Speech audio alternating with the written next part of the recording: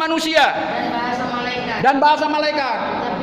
Tetapi jika aku tidak mempunyai kasih, aku sama seperti gong yang berkumandang dan canang yang gemerinci. Terus, sekalipun aku dapat karunia bernubuat dan mengetahui segala rahasia dan memiliki segala pengetahuan, dan sekalipun aku memiliki iman yang sempurna yang dapat memindahkan gunung, tetapi jika aku tidak mempunyai kasih, aku sama sekali tak berguna. Terus, sekalipun aku mendermakan semua kekayaanku dan segala sesuatu yang ada pada dan membakar tubuhku, bahkan menyerahkan tubuhku untuk dibakar, tetapi jika aku tidak ada faedahnya bagiku. tidak ada Faedahnya bagiku. Katakan kasih itu apa? Kasih itu sabar. Kasih itu sabar, murah hati. Dia tidak cemburu. Dia tidak memegahkan diri, tidak sombong. Terus, dia tidak berkata-kata dengan senonoh. dia tidak melakukan Tidak tidak sopan dan tidak Iya. keuntungan diri sendiri. Dia tidak mencari keuntungan diri sendiri. Terus, Tidak menyimpan kesalahan orang tidak menyimpan kesalahan orang lain. Terus, Dia tidak bersuka cita karena ketidakadilan, tetapi karena kebenaran. Terus, tetapi ia bersuka cita karena kebenaran. Terus, Dia menutupi segala sesuatu, percaya segala sesuatu, mengharapkan segala sesuatu, sabar menanggung segala sesuatu. Terus, kasih tidak berkesudahan, nubuatan akan berakhir, bahasa roh akan berhenti, pengetahuan akan lenyap, sebab pengetahuan tidak lengkap. Nubuatan kita tidak sempurna. Jika yang sempurna itu datang, maka yang tidak sempurna itu akan lenyap. tiba, maka yang tidak sempurna itu akan lenyap. Dahulu aku kanak-kanak, aku berkata-kata seperti kanak-kanak, aku berpikir seperti kanak-kanak, aku merasa seperti kanak-kanak. Terus, berpikir seperti kanak-kanak. Sekarang sesudah aku dewasa, aku meninggalkan sifat kekanak-kanakan itu. Terus, karena sekarang kita hanya melihat bayang-bayang dalam cermin, tetapi nanti kita melihat muka dengan muka. Terus, sekarang tidak sempurna, tetapi nanti aku mengenal secara sempurna seperti aku dikenal. aku sendiri. Perhatikan yang terakhir ini. Demikianlah Tinggal 3 hal: iman, pengharapan, dan kasih. Yang paling besar diantaranya kasih. Saudara, mau saya katakan, jangan pernah punya kerinduan melebihi saya berkhotbah. Mungkin saudara salut melihat saya berkhotbah. Saya bukan sombong, ya, bisa, boleh. Tetapi bukan ini yang dilihat Tuhan. Orang jago berkhotbah, ya, di mana-mana didengar khotbahnya. Di mana-mana orang mendermakan kekayaannya, bahkan tubuhnya rela dibakar. Di mana-mana orang mengetahui semua rahasia dunia ini, pengetahuan dan sebagainya. Apa yang kita baca tadi itu tidaklah ada artinya semuanya tanpa saudara memiliki kasih. Amin. Jadi kasih itu itulah tadi 9 item yang saudara harus miliki. Jika saudara sudah memiliki 9 item dari kasih itu, saudara boleh dikatakan sempurna. 1 item dari 9 item dari kasih itu, saudara belum sempurna. Sudah, karena itu ikutlah Yesus dalam sengsaranya, bukan dalam memiliki karunia mujizat. Oh tidak, Tuhan bisa kasih karunia itu, menyembuhkan orang sakit dan membangkitkan orang mati bisa. Tetapi kalau saudara tidak memiliki kasih, tak ada itu, saudara ke neraka juga. Bahkan seperti orang Farisi yang berdoa, beribadah, tidak pernah telat, terus setiap hari. Saudara tahu kata firman Tuhan, apabila saudara tidak melebihi orang Farisi dalam beribadah, saudara tidak akan pernah masuk ke dalam kerajaan sorga. Saudara harus lebih seperti orang-orang yang beribadah teratur itu. Karena ibadah bukan jaminan engkau masuk sorga. Yang jaminan apa? Saudara memiliki kasih yang sempurna. Kita nyanyikan sebelum saya tutup. Kasih yang sempurna telah terus ku terima darimu, bukan karena kebaikanku,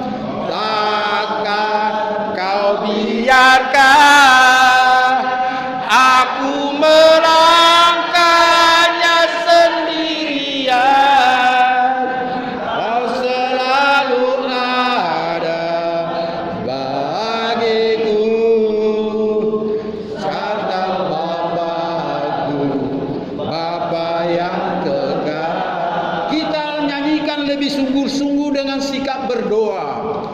Kasih sempurna telah ku terima darimu, bukan karena kebaikanku, oleh kasih karuniamu kau tulikan aku, layakkanku untuk memanggilmu Bapa. Kau berikan ku pinta saat ku mencari, ku mendapatkan. Kau selalu ada dalam diriku, sebab kau Bapa yang kekal. Takkan kau biarkan, takkan kau biarkan aku melangkahnya sendirian. Kau selalu ada bagiku, sebab kau Bapa yang kekal. Saudara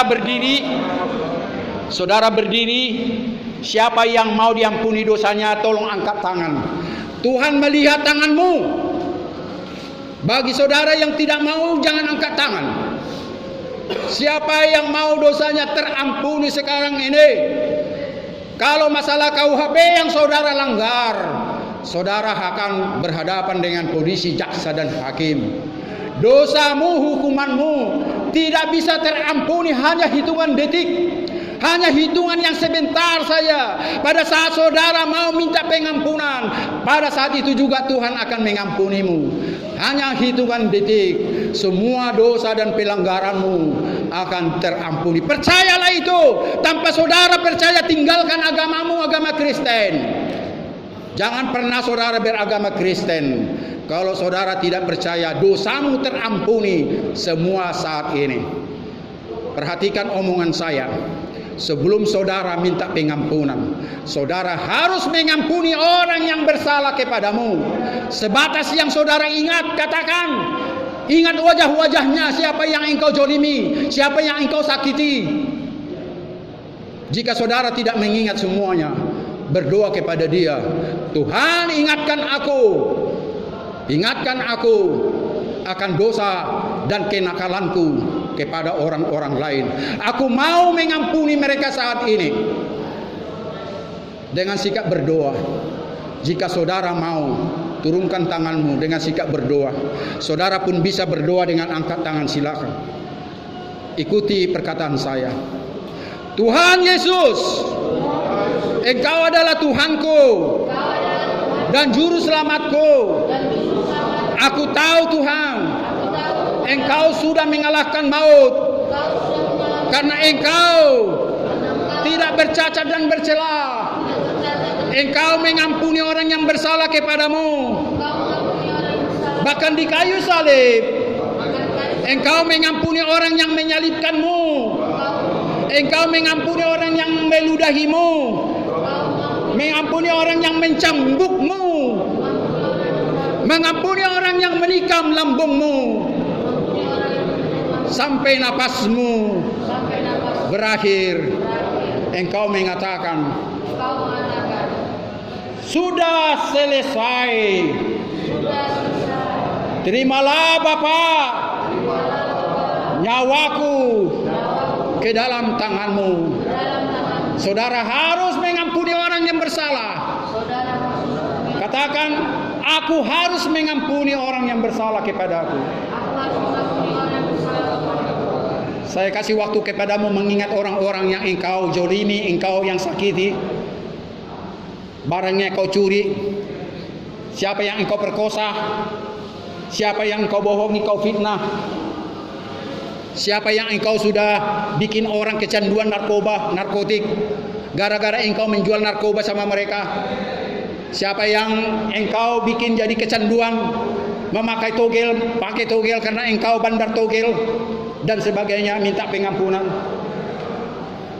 Tanpa saudara mau mengampuni orang-orang yang bersalah itu kepadamu, saudara tidak akan terampun. Ada banyak orang engkau bikin mereka jadi jahat. Saya ulangi, karena engkau menjual narkoba. Saya ulangi, karena engkau menjual togel. Saya ulangi, karena engkau mengajak mereka ke diskotik, bugem dan sebagainya. Ampunilah, ampuni, ampuni, ampuni. Ingatlah, semuanya itu adalah kesalahanmu.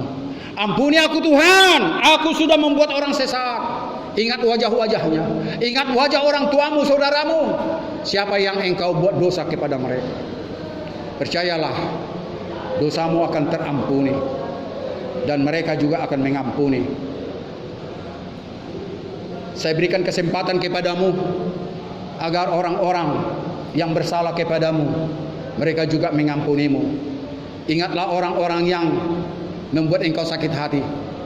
Siapa-siapa yang membuat hatimu sakit hati, siapa-siapa yang membuat engkau rugi dan sebagainya, katakan kepada mereka, ikuti perkataan saya. Tuhan Yesus, Tuhan Yesus, aku sudah mengampuni orang yang bersalah kepadaku, dan mampukanlah orang yang menyakitkan hatiku juga mengampuni dosa dan kesalahanku. Sekarang ini Tuhan, aku mau minta pengampunan dosa daripadamu. Mampukanlah aku mengingat segala dosa dan kesalahanku kepadamu. Saya berikan kesempatan saudara untuk mengingat dosa dan pelanggaranmu kepada Tuhan. Saudara harus bedakan dosa kepada sesama manusia dan dosa kepada Tuhan. Itu sangat berbeda. Saatnya saudara minta agar pikiranmu dan hatimu diingatkan kepada siapa?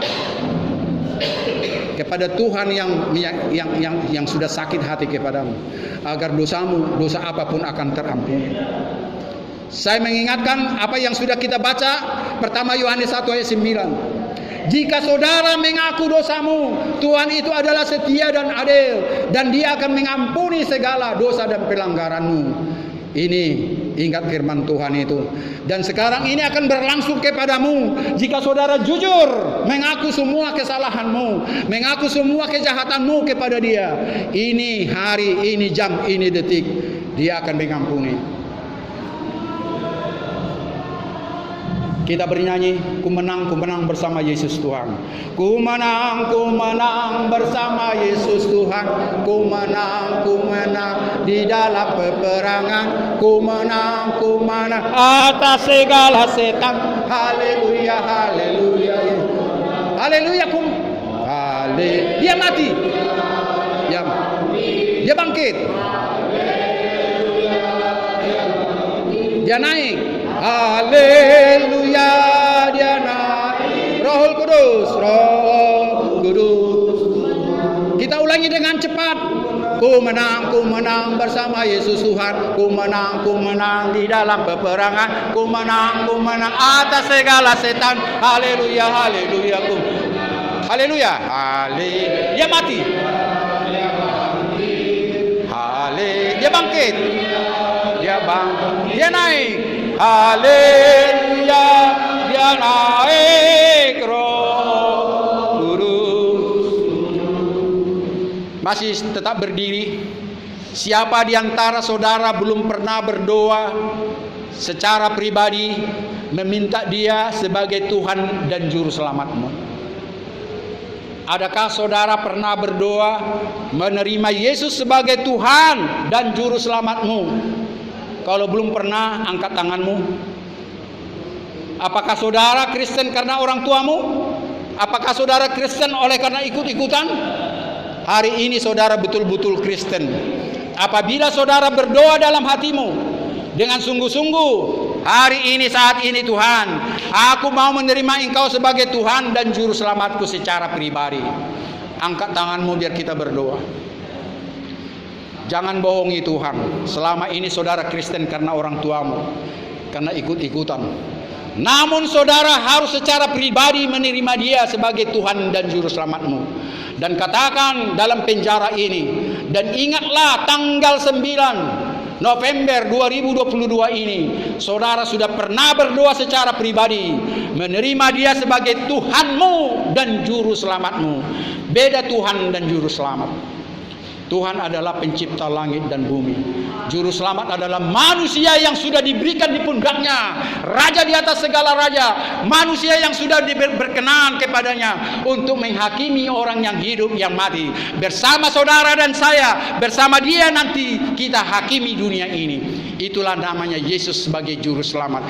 Kalau Yesus sebagai Tuhan dan pencipta langit dan bumi, Dia tidak perlu mati.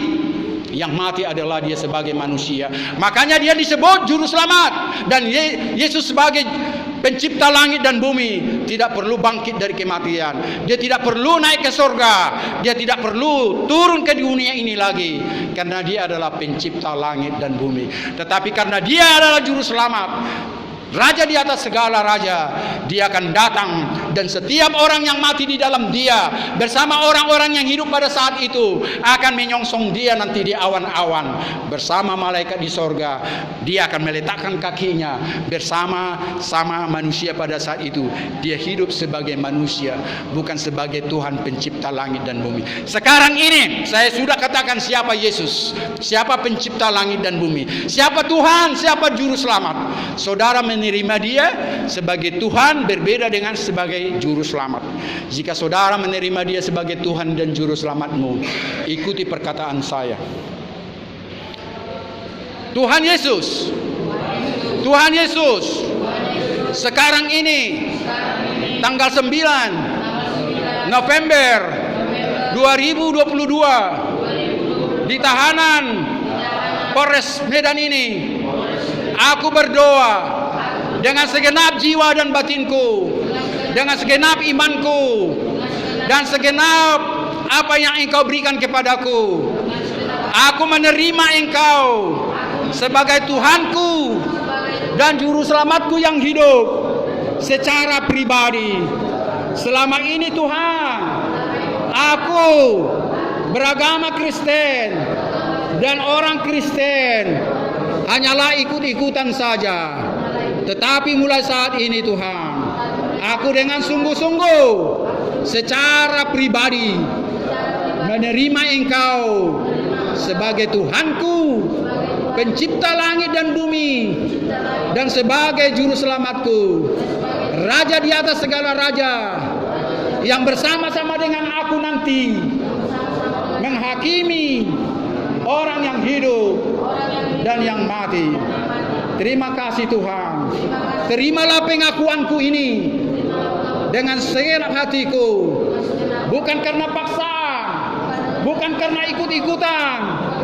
Dan cukup sekali Tuhan, aku mengundang Engkau, menerima Engkau masuk bertakhta dalam hati dan pikiranku, dalam imanku, dalam rohku. Hadirlah Engkau, dan jangan pernah tinggalkan lagi aku, karena Engkau membuat aku gereja yang sesungguhnya. Terima kasih Tuhan. Dimuliakanlah Engkau. Terimalah pengakuanku dalam penjara ini, dalam nama Bapa, Anak, dan Roh Kudus. Amin. Tepuk tangan buat Dia. Tepuk tangan buat Dia. Dan terakhir, jika saudara mau dibaptis, hanya 3-5 menit, 3 menit, dibaptis tanda saudara menerima Dia sebagai Tuhan dan Juru Selamatmu. Selama ini saudara dibaptis di gereja tatkala saudara bayi, saudara tidak mengerti arti baptis. Makanya gereja seharusnya direformasi. Saudara tahu enggak waktu saudara dibaptis umur 3 bulan? Tidak ada artinya itu. Namanya beribadah, namanya berdoa, harus betul-betul kita mengerti. Ya, sama dengan saudara berbahasa roh. Kalau saudara tidak tahu bahasa roh, ya jangan berbahasa roh. Ya, itu kata perkataan Alkitab, firman Tuhan. Tetapi kalau saudara tahu arti bahasa roh, itu bahasa roh aja, silakan. Ya, sama dengan saudara dibaptis. Jika saudara tidak mengerti baptisan waktu saudara kecil, saudara belum pernah dibaptis. Karena firman Tuhan mengatakan apa? Tanpa saudara dibaptis dalam nama Bapa, Anak, dan Roh Kudus, tanpa saudara minum darahnya, tanpa saudara makan dagingnya, saudara tidak akan layak menerima Dia sebagai Tuhan dan Juru Selamatmu. Dan saudara tidak akan pernah mewarisi kerajaan surga. Angkat tanganmu siapa yang mau dibaptis. Kalau saudara dibaptis, saudara sudah dengan segenap hatimu. Saudara mengerti arti baptisan ini, bahwa saudara menerima Dia sebagai Tuhan dan Juru Selamatmu. Tatkala saudara bayi, ya sudah, saudara dibaptis karena orang tuamu membawa engkau. Soal beriman ini adalah iman pribadi. Orang tuamu membawa engkau ke gereja, lama-lama orang tuamu pindah agama bisa. Orang tuamu bisa murtad. Ya, makanya saudara tidak akan pernah lagi menjadi seorang Kristen. Ya, orang tua bisa murtad. Orang tua bisa menyangkal Yesus. Ada banyak pendeta sudah menyangkal Yesus sebagai Tuhan dan Juru Selamatnya. Apakah saudara mengikut Dia? Yang namanya bertuhan ini adalah perahumu masing-masing, imanmu masing-masing. Jangan wakilkan kepada orang tua, jangan wakilkan kepada pendeta. Saudara sendiri yang datang kepada Dia setelah Dia menghampirimu. Amin. Angkat tanganmu, saya akan membaptis engkau dalam nama Bapa, Anak, dan Roh Kudus. Tanda saudara menerima Dia sebagai Tuhan dan Juru Selamatmu. Siapa yang mau menerima hari ini? Jangan lihat kanan kirimu. Kalau saudara tidak mengerti, jangan lakukan. Saya tidak mengatakan saudara pindah gereja. Saya tidak mengatakan saudara meninggalkan gereja. Silakan tetap di gerejamu. Tetapi pendetamu tidak mengajarkan itu. Sekali lagi saya katakan, gereja punya kelemahan dan kekurangan. Apa yang dikatakan firman Tuhan itu yang saya sampaikan. Saudara harus punya pribadi kepada Tuhan. Tidak bisa diwakilkan pendetamu atau orang tuamu. Hanya berapa orang? Silakan angkat tanganmu. Hanya 2 orang. Saya akan baptis engkau dalam nama Bapa, Anak, dan Roh Kudus. Tanda engkau menerima Dia sebagai Tuhan dan Juru Selamatmu. 2 orang akan bersorak-sorak malaikat di surga. Buka dulu. Siapa tadi? Sebutkan namamu. Yesus atau orang Girsang? Sebutkan namamu sekali lagi. Yesus atau orang Girsang, Pak? Engkau Yosua orang Girsang. Aku baptis engkau dalam nama Bapa, Anak, dan Roh Kudus.